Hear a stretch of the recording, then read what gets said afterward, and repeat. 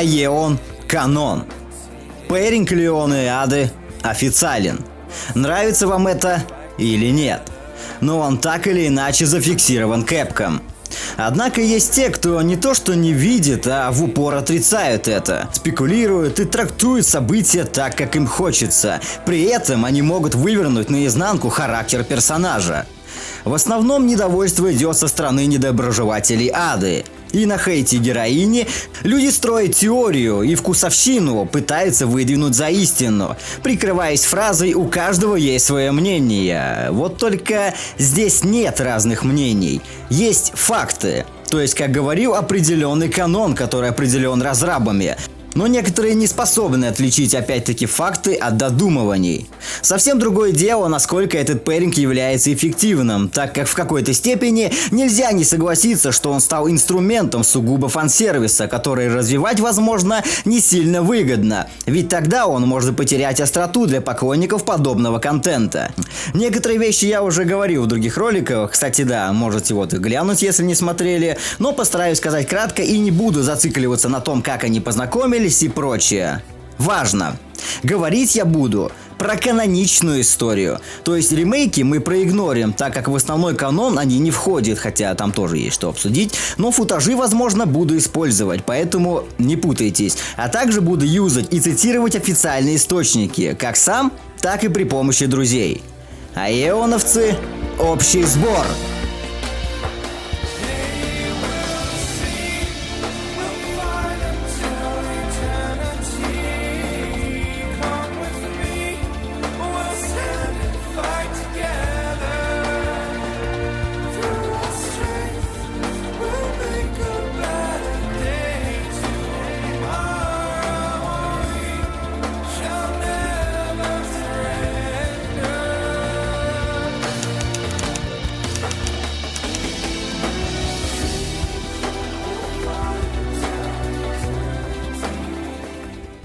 Ада бросила Леона после того, как тот спас ее от пули Аннет. В оригинале действительно Ада просто сразу бросается вдогонку за Анькой, но на этот счет есть официальный гайдбук, который описывает ее мысли в это время. Цитирую. Эйда стала более серьезной. Быстро осмотрела рану и тихо выдохнула. Пуля не задела жизненно важные органы. Прошла на вылет между лопаткой и ключицей. Признаков повреждения костей тоже не было. Леон просто потерял сознание от болевого шока. Ради того, чтобы спасти меня? Вот глупый. То есть она моментально не бросила его, а убедилась, что выстрел не критичный. Но, конечно, сам факт того, что она оставила его, отвергать нельзя, что в будущем поправит в хрониках Амбреллы, но на них тоже нужно смотреть сквозь пальцы. Ада реально не знала, насколько тут безопасно, и Леон мог легко стать обедом для рандомно гуляющего зомби. Но вот только на этот момент Ада еще не прониклась Леоном, хотя в будущем в совокупе это тоже даст эффект. Та самая сцена проникновения происходит на фабрике, после битвы с Биркиным, где Ада получила от того ранение, и на ее просьбу спасаться Лене самому тот отказался. А она призналась, что не хочет его потерять. Ее в любом случае обучали, чтобы она могла быстро и без колебаний устранить цели и не привязываться никому. О ее прошлом, к сожалению, мы ничего толком не знаем, но где-то слышал, что ее называют игрушкой в кавычках Вескера, которую сломал Леон.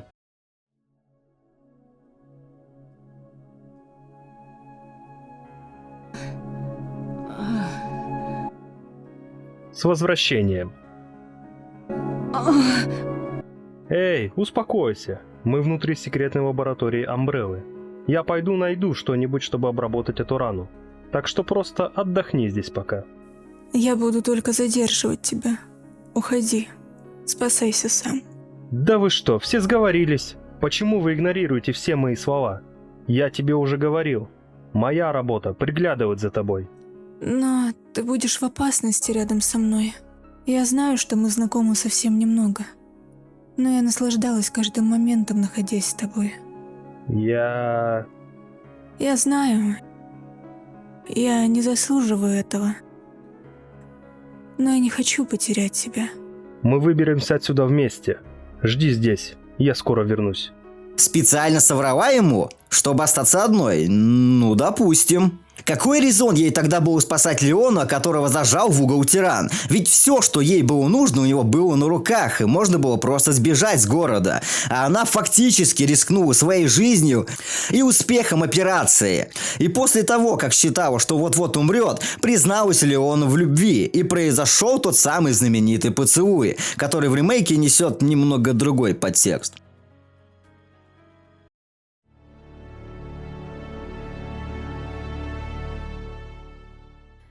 Леон, пожалуйста, уходи. Нет. Мы ведь команда. Я не могу просто взять и бросить тебя. Я просто девушка, которая влюбилась в тебя. И ничего больше.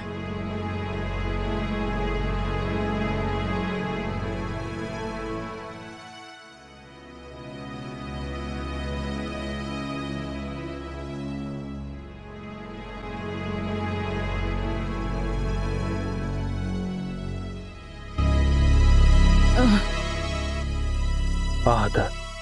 Нет.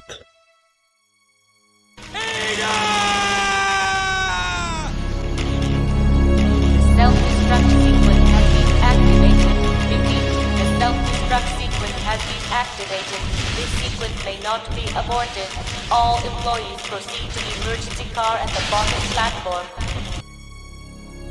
Я всегда буду помнить тебя. Прощай, Ада.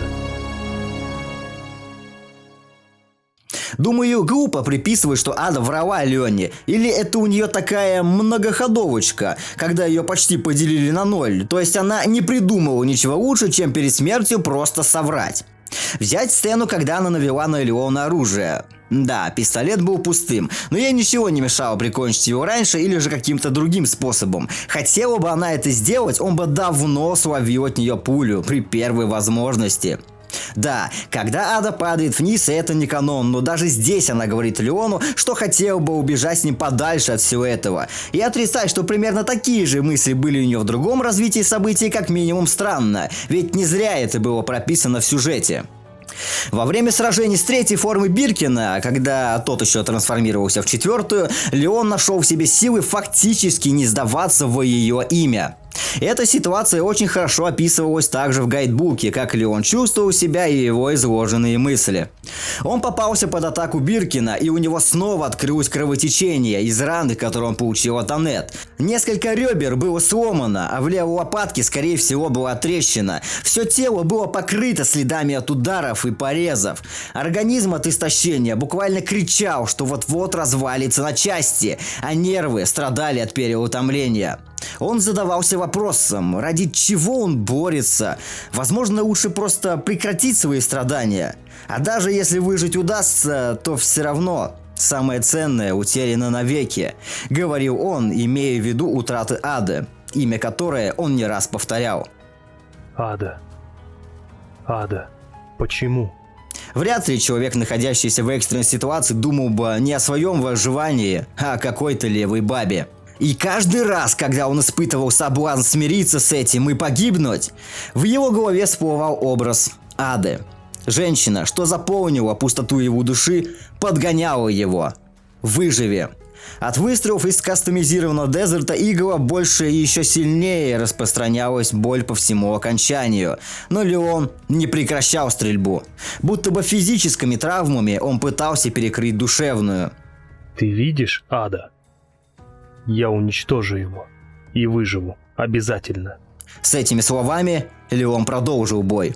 И как уже все знают, после скинул ему ракетницу в бою с тираном, хотя также успешно могла заигнорить. И не надо говорить про долг, как в ремейке, ведь Леон и так ей был должен после стычки с тираном. Эй, попробуй это! Ада, это ты? Ада? Ей также посвящен отдельный эпилог в конце третьей части оригинального Резидента, в котором концентрируется внимание на ее прощании с именем Ада и неком шраме, который она хотела бы оставить в прошлом. Естественно, подразумевается здесь ее прожитые события, но также встреча с Леоном. Ведь они по разные стороны закона, но об этом ниже. Существует радиопостановка «Шпионка Ада жива», которой занимался тот же сценарист, что и в оригинале «Двойки». С Леоном Ада там не пересекалась, однако, когда лежала без сознания, тот ей мерещился, и слышался его голос, хотя по факту это был вообще другой человек. Ада? Ада! Леон, Ада, я офицер полиции. Мой долг – защитить тебя. Леон, прекрати. Ада. Ада? Также была еще одна сцена с раненым солдатом, с которым Ада некоторое время пыталась выжить. Держись. Ада, я уже не так хорош. Теперь ты можешь идти сама. Я не могу оставить тебя. Есть кто-то особенный для тебя. Леон, я вижу это. Даже если ты пытаешься это скрыть. Иди и найди этого парня. Почему? Будь сильным. Леон офицер полиции, а я шпионка. Мы враги. 2 месяца назад по приказу организации я отправилась в Ракун-Сити, чтобы украсть G-вирус. Однако город был уже уничтожен зомби, и я не смогла достать вирус. Тогда-то ты встретила Леона. Он защищал меня ценой собственной жизни и помог бежать из города, но до самого конца я не могла рассказать ему, что я шпионка. Держись, Филиппе! Я в порядке. Продолжай. Я не выдержала. Я разыграла свою смерть и сбежала. Леон все еще думает, что я умерла, и сражается с Амбреллой. Тогда-то ты вернул шпионаж, чтобы забыть его. Нет, это не ты. Так, ты думала, что если останешься шпионкой, ты сможешь встретиться с ним. Ведь он преследует Амбреллу. Это тяжело. Быть честной и пойти к человеку, которого ты любишь. Не говори больше.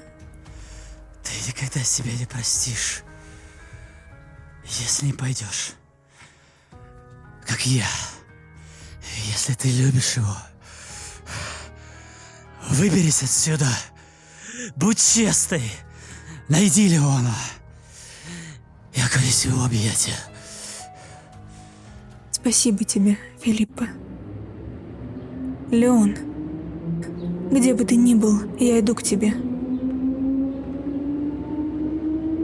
Однако после выхода 4-й части в какой-то степени эта радиопостановка перестала быть каноном. По крайней мере, события с Адой не происходили. Но отрицать, что по факту тяга к Леону была прописана, за бортом никак нельзя. Ада помогла Леону избежать участи намотаться на виллы, позвонив в колокол. Нам неизвестно, сколько конкретно было арсенала по сюжету у Леона, но если смотреть по гайдбуку, то удалось ему все это не сильно легко. И помощь Ады была как раз кстати. Особенно если учесть, что поначалу Леон вообще палил предупредительным выстрелом в воздух. Да, возможно, Леон и так смог бы выжить и всех перебить, но и отогнать разъяренную толпу от Лени явно не бесполезное дело. Она спасла его от рук, а точнее ноги Мендеса, когда Леон валялся безоружный на полу и готов был слиться прямо сейчас. Некоторые личности считают эту сцену не каноном, мол, она опциональна и ее можно пропустить. Да, действительно можно, но даже если ты ее не активируешь, она будет доступна из меню просмотров роликов. Да и в Separate Ways Леня прямо в одной катсцене идет за старейшиной. Аду он, кстати, не узнал, но подметил, что видел что-то знакомое. Тень. И эта тень всколыхнула в нем какое-то важное воспоминание. Шрам о неизлечимой утрате, которую он смог выкинуть из памяти.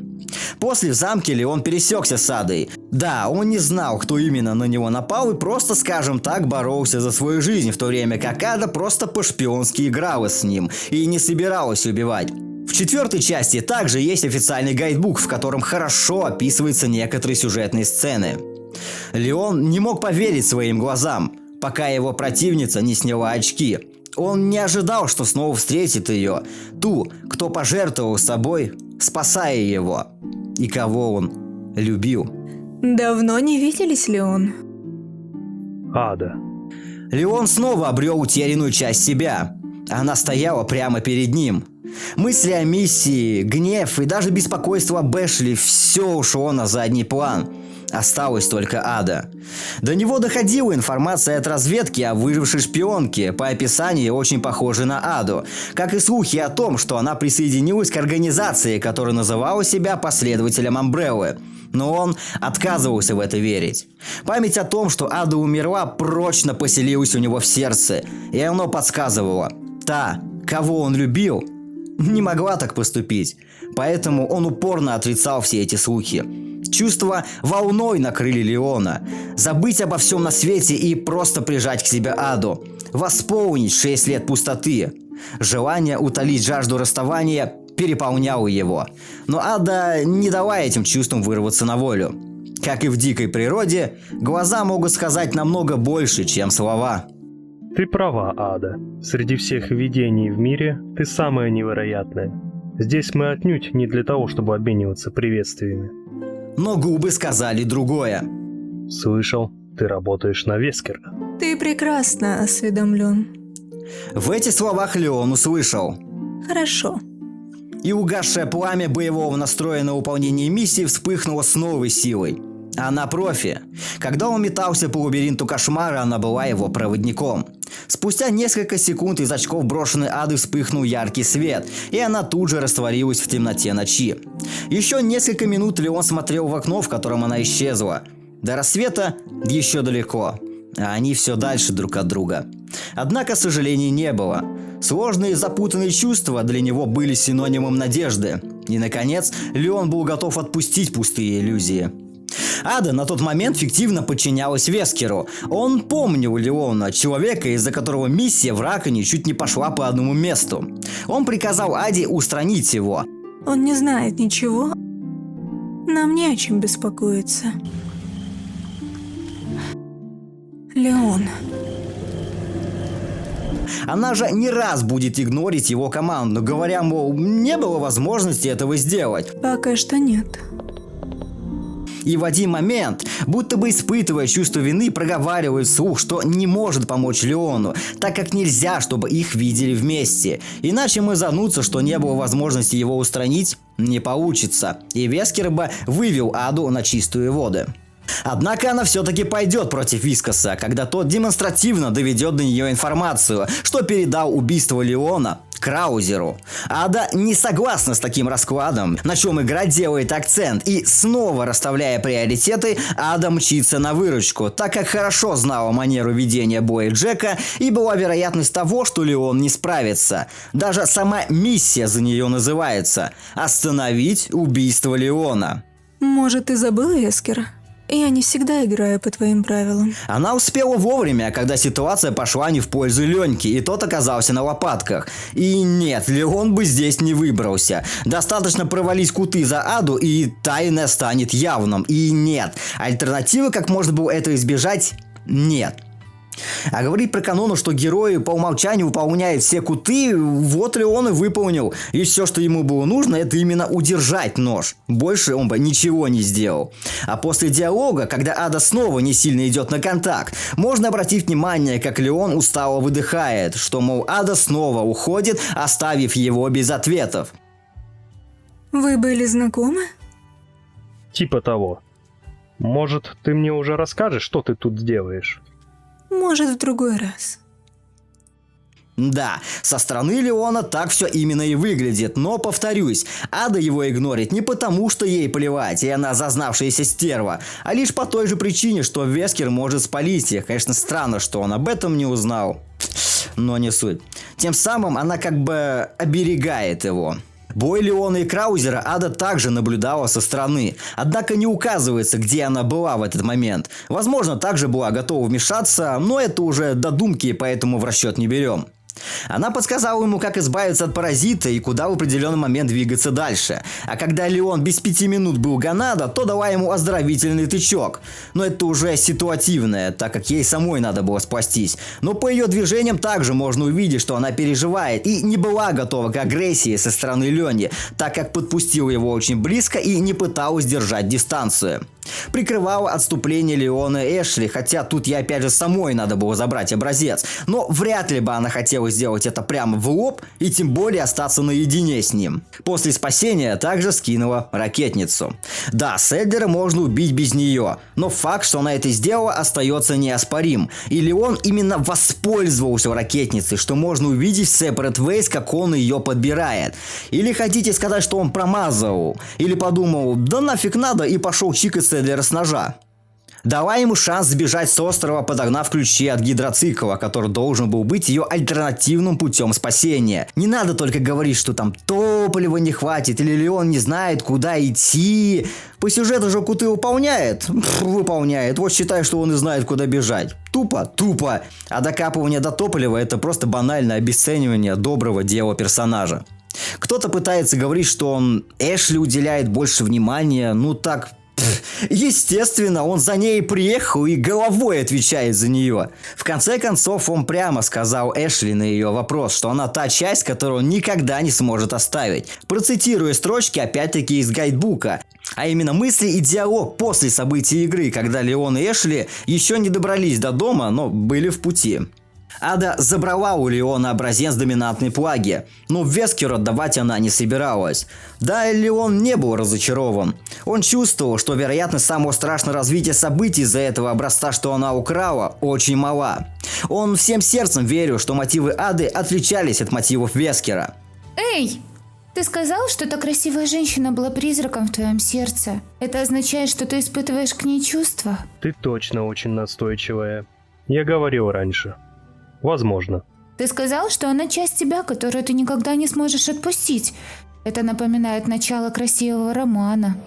Расскажешь мне все о ней по пути в Америку, хорошо? Я скажу папе продлить твое задание до тех пор. Расстояние между Леоном и Адой увеличивалось. Даже с похожими сердцами их жизни будут развиваться параллельно друг другу в будущем. Возможно, их пути пересекутся однажды. Только если они выживут. Только если мир выживет. В Damnation, помимо того, что Ада помогает Лене, хотя в принципе пофиг должно быть, ведь они даже в ближайшее время не пересекаются, также упоминается их встреча за пределами игр, которые режиссер специально ввел не как какую-то пасхалку, а по факту как встреча, которая была. И фэны могут сами придумать развитие на свой вкус, но понятно точно, что она была романтического характера. Кстати говоря, когда мы продолжим с того места, на котором остановились той ночью? Или он 100% не посылает Аду, как некоторые думают. По одной интонации это слышно. Неужели надо объяснять? Вообще, в какой-то степени их взаимодействие можно сравнить с Бэтменом и Женщиной-кошкой, где сам факт любовного интереса присутствует, но не везде их отношения получают развитие. Наподобие такого мы, кстати, уже видели в одном из резидентов. В шестой части есть сцена, в которой Ада говорит, что Леон всегда на шаг позади. И ее подают как аргумент, что она издевается, тем самым попуская Леона, что в принципе неверно. В данном случае она буквально констатирует факт о том, что Леон всегда меньше осведомлен о ситуации, и что происходит вокруг, и без каких-то левых мыслей. Также Леон в конце не знал, что у Ады есть доказательства вины Симмонса, а то некоторые и сюда и это приплетают, мол, настоящая причина, почему Леон так яростно защищает Аду. Да, даже Хелена прекрасно подметила, что для Леона Ада не просто друг, и по этой причине в конце вернула палетку теней Лене, которую он с улыбкой оставил, а не выкинул подальше. Не просто так разрабы делают на этом акцент. В самолете фразой «ты мне начала нравиться» Леон имеет в виду не чувства, а банально, как человек, с которым поневоле оказались в одной лодке. И Хелена поначалу много чего не договаривала, и Лене ей не сильно-то доверял. А ее фраза «иди за ней»? Вы бы хотели увидеть, как Леон бы попрыгал за Адой по крышам. Да и банально, на данный момент у них еще есть незаконченные дела. Существует хроника Амбреллы «Сторона Б», где в принципе еще хорошо описаны события Леона и Ады, однако в канон это тоже не входит. Не знаю, чем именно руководствовался человек, который это писал, но некоторые моменты я привожу сюда. Касается это событий в Ракун-Сити. Встреча на парковке тоже была описана более подробно. Ада там врала не только про ее якобы парня, а еще и напридумывала кучу всего. Ада видела, что Леон искренне разгневан. Будь тот человек, который якобы ограбил ее семью сейчас здесь, Леон наверняка бы набросился на него с кулаками. Если я что-то могу сделать, просто скажи. Я хочу помочь. Пожалуй, она еще никогда не встречала настолько доверчивых незнакомцев. Его слова производили приятное впечатление, наверное, даже слишком приятное. На миг Аде показалось, что это Леон водит ее за нос, а вовсе не наоборот. Однако негодование, которое отражалось на его лице после ее рассказа о тяжелом детстве, было настоящим. Даже у профессиональной лгуньи вроде Ады не получилось бы так играть. Она вела жизнь полную интриг и коварства и всегда оставалась на плаву. Каждой своей победой она гордилась и ни о чем не сожалела. Однако время от времени Аду мучило чувство невыносимой тоски, возникающее из ниоткуда. Оно вернулось снова, когда Леон закрыл ее от пули собственным телом. Но все же Ада была профессионалом и знала, что минутная слабость не помешает ей закончить работу. Раньше ей в голову не приходило, что слово «любовь» может иметь для нее какое-то значение. А теперь в подземной лаборатории выла сирена, предупреждая о запуске процесса самоуничтожения. Леон, у которого в тот момент находился G-вирус, искал способ выбраться отсюда, бегая из одной части предприятия в другую. Аде оставалось только и ждать, когда она сможет украсть образец. Я давно тебя поджидаю, Леон. Сказала она, направляя на него пистолет. Что происходит? Леон выглядел обескураженным. В его глазах читалась боль, и это мучило Аду больше всего. Да, это правда. Мне нравится Леон. Понимание этого кольнуло где-то в груди, и похоже, Леон заметил это по ее выражению лица. Ада лишь слабо улыбнулась. Отдай мне G-вирус. Что? Этого не может быть. Он выглядел озадаченным. Ей нравился Леон. Все это было похоже на сомнительное удовольствие, которое получаешь, разыграв малолетнего ребенка. Я говорила тебе уйти, и я не шутила. Когда детишки не слушаются, мамочка начинает злиться. Так что давай его сюда, или я стреляю. Ну попробуй. Сказал Леон и пошел в ее сторону. Ада решила, что если уж и придется стрелять, то вовсе не обязательно убивать его. Ранение в руку или ногу вполне хватит, чтобы отобрать G-вирус. И все равно она никак не могла заставить себя сделать это. Раньше Ада застрелила бы его ни медля, ни секунды. Но теперь, после всего, через что они прошли, ей не хватало решимости. И вдруг она ощутила жгучую боль в спине. Аннет, которую все считали мертвой, похоже, собрала последние силы и выстрелила. Выстрел отбросил ее на перила. Успев затормозить, она потеряла равновесие. Леон метнулся к ней и в последний момент успел схватить Аду. При взгляде вниз стало понятно, что фундамент находится в десятки метров под ними. Так далеко, что даже свет не доставал. Леон! Произнесла Ада, посмотрев на него снизу вверх. Леон ухватился за перила одной рукой, склонившись так сильно, как только возможно, а второй рукой держал ее запястье. Он чувствовал, как оно выскальзывает из его хватки. Ничего. Дай мне умереть. Заткнись, я тебя вытащу. Хотя сам едва не выпадал из-за перил. В таком положении физически невозможно было никого вытянуть наверх. Не выйдет. Ты же сам видишь. Молчи. Миллиметр за миллиметром Ада выскальзывала у него из рук. Ада, я обещал, что мы вместе убежим отсюда. И мы убежим. С тобой, Леон. Я бы сбежала с тобой. Но почему? Прощай.